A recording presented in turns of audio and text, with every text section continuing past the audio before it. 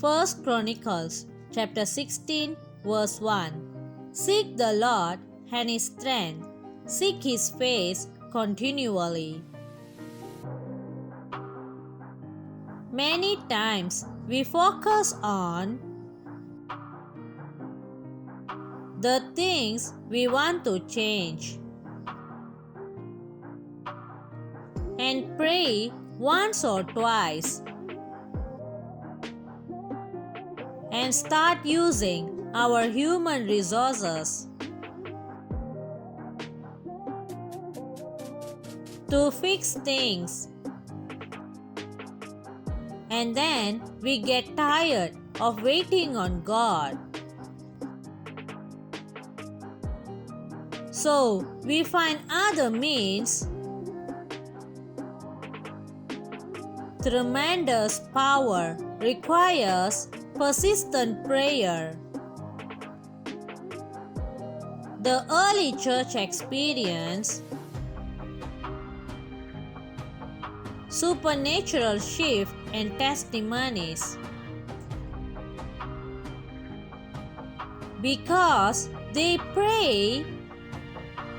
They didn't pray just once in a while. They pray consistently and persistently. In Acts chapter 12, verse 5 to 6, when Peter got arrested and was about to be killed, instead of the church to mourn and worry, they literally pray angels to the earth. They pray till chains began to fall. There was so much power then because they were persistent in prayer. Sometimes you just need to pray till words fail you. Sometimes you need to quiet crying and pray until something happens.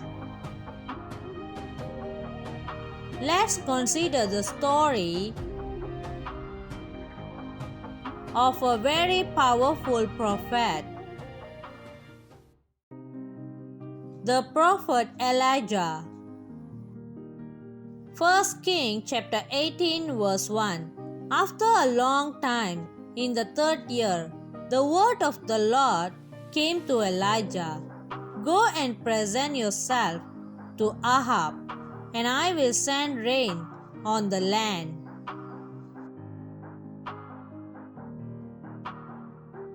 Although the word of God came to Elijah that there would be rain, Elijah continued praying. Elijah put his head between his knees and prayed persistently. That posture was the same posture women assumed in those days when they were about to deliver a child, which means he was practically laboring in the place of prayer. See, something requires you to travail in prayer. You want to make an important decision, like who to spend the rest of your life with, and you think to pray once is okay, an important decision like where and how your purpose will be fulfilled. And you want to pray for 5 minutes and go to bed. Come on! You have got to pray. You have got to labor. You have got to travail in prayer till you see your desired result. Elijah prayed 7 times. 7 times. He prayed 7 times and he saw the desired result. I am pretty sure he was ready to go farther than 7 times. Just imagine if he had stopped at the 6th time. Elisha told Naaman to wash his face in Jordan River 7 times. What if Naaman had stopped at the 3rd time because he didn't see any result? Esther fasted and prayed for days before she went to the king. On meeting the king, before even saying a word, favor already spoke for her. Now, that's the power of a persistent prayer. Persistent prayer will open impossible doors for you. It will turn situation around in your favor. And the longer you pray,